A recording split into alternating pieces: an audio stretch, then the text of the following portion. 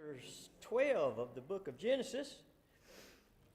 Today's lesson and the lesson for the next few weeks will be focused on Abraham and his family. Abram, who later changed his name to Abraham, is the father of the Israelites, and he's also father of the Arab nations through his illegitimate son Ishmael with Sarah's maid Hagar. Ishmael had 12 sons, and they started many of the Arab nations. And so let's kind of quickly do an overview of Abraham's life, and then we'll get into detail in chapter 12. But Genesis chapter 12, verses 1 and 2 says, "Now the Lord hath said unto Abram, Get thee out of thy country, and from thy kindred, and from thy father's house, and into a land that I will show thee, and I will make thee a great nation." And so why would Abraham do this? Why would Abraham leave a comfortable lifestyle? He did it because of faith in God. Abraham was the 11th generation from Noah through the lineage of Noah's son Shem. And the Tower of Babel took place about 1996 years after Adam and Eve. And this was about 339 years after the flood. And it was during that year that Abraham was born.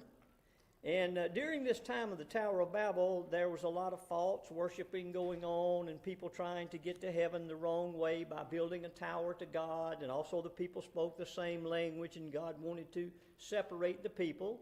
And so God confused the people's language so that they could not understand how to build the tower. And Abraham's father, Terah, and his family scattered after the Tower of Babel to the highlands of the Mesopotamia called the land of Ur, which is modern-day Iraq. And Abraham was born in the land of Ur of the Mesopotamia, and he lived there for the first 75 years of his life. And at age 75, God made a call on Abraham. And Abraham was a man of great faith. He proved his faith because at 75, his father died. And Abraham was a wealthy landowner with a very comfortable lifestyle in Ur. But he accepted God's call on faith to go to a strange land some 350 miles away, and these were desert miles that he would have to go through, where God promised Abraham and his descendants that he would form him into a great nation. Now at this time in Abraham's life, Abraham was 75 and Sarah was 65, and they had no children, but Abraham took God on faith. And so Abraham left the land of Ur and went on this great journey. And this journey would test Abraham. It would mold Abraham into something that God could use, because he was not a usable product at this particular time in his life. But God would mold him into something that he could accomplish his will with. And we know that Abraham was a great man of faith, but Abraham was a sinner, just like you and I are sinners. And I'm thankful that the grace of God can cover any sin. Amen. Abraham twice tried to pass off his wife Sarah as his sister because he was afraid for his life. You have to understand the time in history that this was. This is a time in history where might made right. It is a time of history of where you had the bullies tried to dominate. And so Abraham was afraid for his life. And when he first got to Canaan, there was a severe famine in the land, and Abraham then traveled on to Egypt. And fearing for his life in Egypt, Abraham said Sarah was his sister. And Sarah was 70 at this time, but the Bible tells us that Sarah was a very desirable woman. And Abraham feared that the king of Egypt might take her and then just kill him, because that's what people did in that day and time. If they wanted something, they just took it. And if you had the power, you had the power to do that. And so Abraham lied, and then it came to pass that the king did take her. And God had to come to the rescue by sending plagues on Egypt. And then the king, who had paid a lot of riches for Sarah to Abraham, told Abraham to take her and leave because he was afraid of the God of Abraham and these plagues. And next, after about 20 years, Abraham once again tried to pass off his wife as his sister to the king of Gerar. At this time, Sarah was 90, and this was 3 months before that God had already promised Sarah and Abraham that she would give birth to the promised heir. And so God once again had to intervene and come to the rescue, and the king of Gerar was Abimelech, and he let Sarah go for fear of his life. But during Abraham's journeys, God was dealing with Abraham. Abraham, as I said, he was not a finished product. And Abraham was slow to react to the will of God. And so 25 years passed since God had first given Abraham his call. And Proverbs 14:12 says, there is a way which seems right unto a man, but the end thereof are the ways of death. And so our view, the man's view of the world, is greatly different than God's view of the world. And God needed Abraham to get into his will so that Abraham could begin to raise this nation to show God's characteristics to the rest of the world, because this is the reason that God wanted Abraham, is to form this nation that would show his characteristics to the rest of the world, because the world at that time was a mess. It was a mess before the flood, and now it's become a mess again. And it was a time of wickedness like before the flood. It was a time when if you wanted something, you took it. A time of bullies, where bullies tried to dominate, and if you were the strongest bully, then you could dominate. But let me say that nobody can dominate God or dominate God's will. And Abraham's job here was to get into the will of God. And so in Genesis chapter 17, verse 2, God told Abram that if he walked before God on faith and worshiped God only, then God would make that covenant come to pass with Abraham to multiply his lineage exceedingly. And so promises were made, which we'll get into in today's lesson. But at this time, he told him, it's going to be an everlasting covenant. It's going to be passed down from generation to generation. And so Abraham, through his faith, accepted God's covenant. And so Isaac was born when Abraham was 100 years old and Sarah was 90 years old, which is a miracle in itself. And the name Abraham means father of a multitude. Also, Abraham became father of nations. He was father to the nation of Israel, but he was also, through his illegitimate son with Sarah's maid Hagar, Ishmael had 12 sons, and those 12 sons went on to found more than 12 nations in Arab nations. And so Abraham's son with Sarah, of course, Isaac, became father to the nation of Israel. But Sarah herself, she became mother of nations because her son Isaac had twins, Esau and Jacob. Esau became father of the Edomites, and Jacob became father of the Israelites. And so the Bible tells us that Sarah was 127 when she died.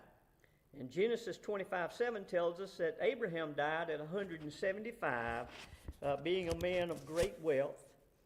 And then, of course, in Matthew 1:17 says, so the generations from Abraham to David are 14 generations, and from David into the carrying away of Babylon are 14 generations, and from the carrying away of Babylon to Christ are 14 generations. So we see that Jesus is an heir of Abraham through the lineage on his mother's side. Also, we notice that 3 sets of 14 is the same as 6 sets of 7. And that brings to mind creation with 6 days, and on the 7th day God rested. Well, here, after 6 generations, Jesus comes into the picture, and God's plan is complete. And so God's plan is complete with Jesus. And so Jesus, and through Jesus, we can all be spiritual children of Abraham. And this fulfills the promise that God made to Abraham in Genesis 17:2, when God promised to multiply Abraham's lineage exceedingly, and it would be an everlasting covenant passed down from generation to generation. So each generation today has the opportunity to be an heir of Jesus. And being an heir of Jesus means also being a spiritual heir to Abraham.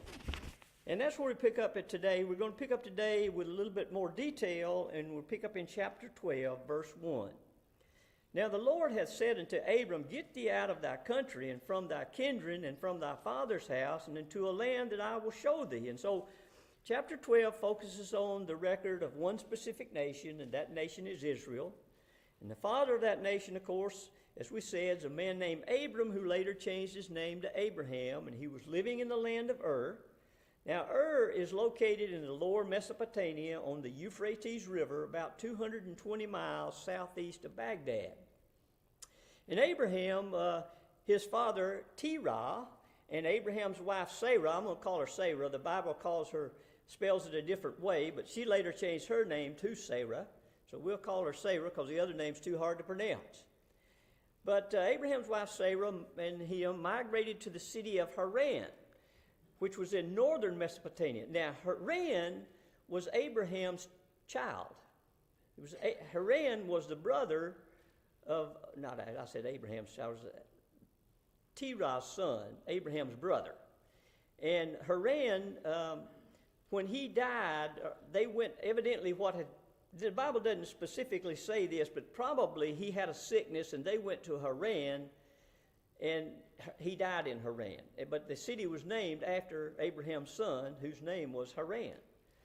But the city of Haran was located in the northwest part of the Mesopotamia, and God first spoke to Abraham while he was in Ur, and then, as I said, they went to Haran, and the Bible doesn't say it, but it was probably because of his brother, and because he died shortly later.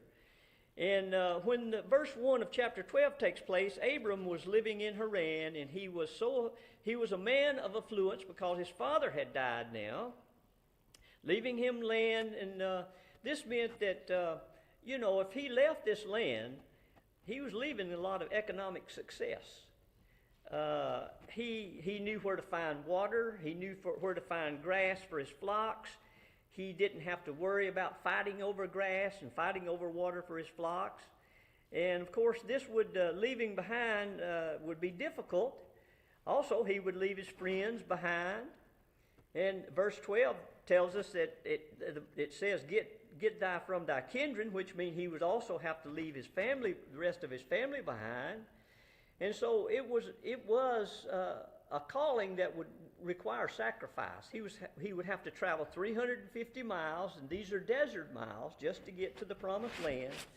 And so we can begin to see what kind of faith it would take for somebody just to pick up and leave all of this comfort that he had. And in verses 2 and 3, and I will make thee a great nation, and I will bless thee, and I will make thy name great, and thou shalt be a blessing.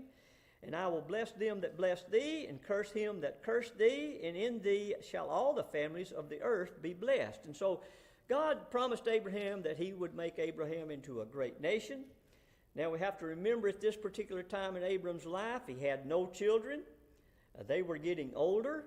Chapter 11, verse 30 tells us his wife was unable to conceive. And the second promise God made was that he would bless Abram if Abram was obedient to God's will. Now, God's promise to Abram was not based on Abraham's ability. We get that out of the way. It was based on God's grace. Nothing Abraham done would give him this honor. It was based on God's grace. The third promise God made to Abram was that God would make Abraham's name great. And today, Christianity, Judaism, Islam can all trace their roots back to Abraham, so God certainly kept that promise.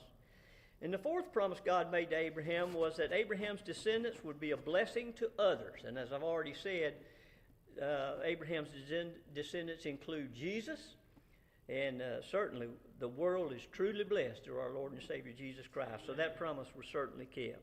But in verse 3, God said he would commend those who honored Abraham and his descendants, but he would condemn those who scorned Abraham and his descendants. And that promise of blessings to those who honor Abraham and judgments to those who scorn Abraham is repeated 4 more times in the book of Genesis. And then in verses 4 through 6, so Abram departed, and as the Lord had spoken unto him, and Lot went with him. And Abram was 75 years old when he departed out of Haran. And Abram took Sarah his wife, and Lot his brother's son, and all their substance that they had gathered, and the souls that they had gotten in Haran, and that had went forth to go into the land of Canaan. And into the land of Canaan they came. And Abraham passed through the land unto the place of Shechem, and to the plain of Moreth, and the Canaanite was then in the land. And so beginning in verse 4 says Abraham departed.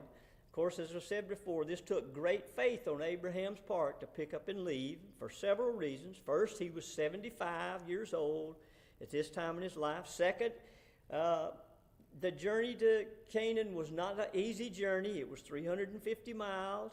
These were desert miles. Also, where he lived in Haran was a major trade route. So where he was a very economical place to be because it was a major trade route where he was. in Haran. And Abram became prosperous in Haran. The words in verse 5, which says, the souls that had gotten, those meant that Abraham had a lot of employees and servants, and that these people would rely on Abraham for their livelihood and for their survival. And so I'm sure he felt a responsibility to all those people. And so leaving a secure place to go to a strange environment was risky and it was difficult. And another reason was it was difficult to leave because Abram had responsibilities to his rest of his family members there. And Abraham's nephew, his name was Lot, and we'll cover Lot in detail in future lessons. But after Lot's father died, which was Abraham's brother, Abraham became his protector. And the fourth difficulty would be Abram was going to a place where language would be different. Customs and lifestyle would be different. Furthermore, the people they would always be suspicious. They were suspicious of newcomers in that day. And Abraham had remained faithful to God in Haran, but he was going to a new place that probably did not worship God. They worshiped false gods. And sometimes if you went to a place that worshiped false gods and you didn't worship their false god, they'd kill you. And so there was always that danger. But despite all of these reasons not to go, Abraham didn't hesitate. He did exactly what God required him to do, and so Abraham departed. So there was a lot of reasons not to go, but he followed God. He traveled through the chief trade routes used by caravans, so that meant he went through Damascus. He went to a city called Shechem. Shechem was a town where several trade routes met. It was a site about 40 miles north of Jerusalem. In verse 7, and the Lord appeared unto Abram and said, unto thy seed will I give this land, and there builded he an altar unto the Lord who appeared unto him. And so now the Lord first appeared to Abram, of course, while he resided in Ur. And on that occasion, God commanded Abraham to go to an unstipulated land. And God told Abram that when he reached that land, that God would appear to him again and let him know. And so here, Abraham arrives in Canaan. And God, once again, true to his word, reveals himself again to Abram once more. And God had promised Abraham to give him this land and to his descendants. And so Abram built an altar. Now, the word altar means a place of sacrifice, and so Abraham worshiped the one and true and only living God, but the people there, they worshiped many false gods, and they worshiped many false goddesses. And many of them believed in human sacrifice in their altars. And Deuteronomy 12:31 tells us that human sacrifice is an abomination to the Lord. And part of that verse says, for even their sons and their daughters they have burnt in the fire to their gods. And that gods is with a little g, meaning they're false gods. But Deuteronomy 18:10 says, thou shalt not be found among you anyone that maketh his son or daughter to pass through the fire. And so God was strictly against this human sacrifice. But also I want to talk about just a second the altars. These altars that Abraham were erecting, of course, were for worship and for sacrifice, but they also were land markers. Land markers mark the land, which means there's boundaries of land. And the markings of these land, we find that throughout even the United States here. Early in the United States history, you have what's called the Kensington Stone. The Kensington Stone, back in it's dated to 1362, which would be 100 years before Columbus. But in 1898, a Minnesota farmer was cleaning trees from his field, and he come across a stone, uncovered the stone, which was the Kensington Stone, which was dated in 1362, and it's been talked about ever since and tried to be disproven, but they can't prove it disproven. And they think it was from the Knights Templar. And this stone was a land marker. It was a land marker marking the land that this is going to be our land. Similar markings were found in the United States, in Massachusetts and Rhode Island, and these are all pre-Columbus land markers. Well, I said that to say that as a byproduct of establishing these altars, Abraham was actually marking his land. And he went to several places, and all the places he went to, he set up altars. But these altars were for sacrifice, but it also marked the land. In other words, God had given him this land, and now Abraham is marking this land that God had given him as he's traveling. And then in verse, where are we at? 8, 9, somewhere in there. Verse 8. And he removed from thence unto a mountain on the east of Bethel, and pitched his tent, having Bethel on the west, and Hai on the east. And there he built an altar unto God, and called upon the name of the Lord. So we can see that these, where he goes, he's laying down not only worship of God, but also he's laying down these boundaries of the land that God had given him. But Abraham was a nomadic shepherd, and he had a large flock of sheep and goats and camels and donkeys and a lot of animals. They required frequent water. They required frequent new pastures to eat. And so Abraham was moving around, but also he was moving around marking this land. And so Abraham first settled near Shechem, and next he moved to the hill country between Bethel and Hai, it says. And this was an area, this area was a mountain range that rises up from the coastal plains. But every time Abraham moved, he would pitch his tent, he would erect a new altar. Then you'd have to have a picture. He would erect the altar, and then all of his servants and people that were with him would circle him. He would be in the middle, and they would circle him for protection. This lets us know that there's still a lot of danger. This is a dangerous place, but God is protecting Abraham. And the number of tents had to be many, because later on we'll find that he had to raise an army to rescue Lot. And from that army, the Bible tells us that he had 300 trained soldiers that was with him, so servants, household servants. So this was a large area. And then in verse 9, and Abraham journeyed going still toward the south. And so this verse is in here to tell us a couple of things. But Abraham journeyed still going south meant that he was going to an area where there was not a lot of rainfall, there was a lot of droughts, there was a lot of dangers. And you have to understand the picture here, that he's got a great number of people with him. He's got a great number of animals with him. And he doesn't have any maps of this country. He doesn't know where the water's at. He doesn't know where the grass is at. So he's taken all of this on faith. He's journeying south, but he's taking all of this on faith, because you got to have water to survive. And if you go to an area where there's no water, then you die, your animals die, your servants die, everybody dies. And so what this is showing us is just showing us the great faith that Abraham has in God, because he's just following him blindly. And God came, and God is doing exactly what he said he would do. Amen. And in verses 10 through 16, there was a severe famine in the land, and so this forced Abraham to go to Egypt. And Egypt feared for his life in Egypt, and that's just where, as we said before, that he tried to pass off Sarah as his sister, which was a lie. And in verses 17 through 20, God has to strike Pharaoh's household with great plagues and sicknesses to get everything back on track. And in verses 16, the Pharaoh had given Abraham sheep and oxen and servants and donkeys and camels. So the Pharaoh had given Abraham a lot for Sarah. But when God had to come to the rescue, the Pharaoh said, take all these things that I've given you, and take Sarah and go.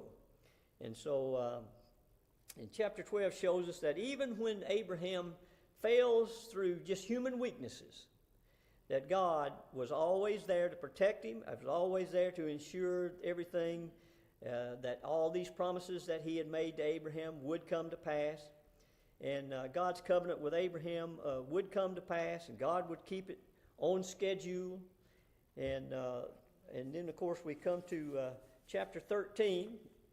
Chapter 13 describes the separation of Abram and his nephew Lot after they left Egypt. Both Abraham and Lot had great wealth after they left Egypt, and both herds required large areas of grass for food, and this led to strife between the herdsmen of Abraham and Lot. Of course, we're going to get into a lot about Lot a little bit later on in future lessons. But Abraham generously gave Lot the first choice of the land, and Lot chose the fertile Jordan Valley near the wicked city of Sodom. And Abraham generously gave the choice to avoid conflict, and the land Lot chose was well watered. It was the very best of land. It was pretty to the eye. Abraham, of course, himself, he was walking on faith. God had been good to Abraham. And Abraham put his faith in God that God would continue to provide. So Abraham wasn't worried about it. He gave Lot the very best of land because he counted on God's earlier promises. And Lot, he was walking by sight, and he was walking with decisions of, this land is fertile. It's near Sodom. And Abraham, of course, he settled in the land of Canaan. And God in chapter 13 reaffirms his promises to Abraham because Abraham needed reassurance at this particular time in his life. And chapter 13 highlights Abraham's great faith, and it kind of compares that with Lot's decision to go on sight. And that happens a lot today. People go the materialistic route instead of the spiritual route. But Lot's decision to live near Sodom endangered his family's spiritual well-being, as we're going to see a little bit later on. And the city of Sodom was described as an exceedingly wicked city. And of course, this foreshadows Lot's later downfall. But chapter 13 begins and ends with Abraham worshiping God. God appeared to Abram and promised his descendants that they would be numerous as the dust, and that they would inherit the land. And he told Abraham he's going to get this land, all you can see in every direction. And Abraham, of course, moved to Hebron, where there he built another altar, marking his land. And Abraham's building these altars shows a great faith that Abraham had in God, that God would certainly take care of his needs. And that's why, as I said before, also it's just a byproduct. He's marking this land for the future, That's where we'll leave off today. We'll leave off today and pick up in chapter 14.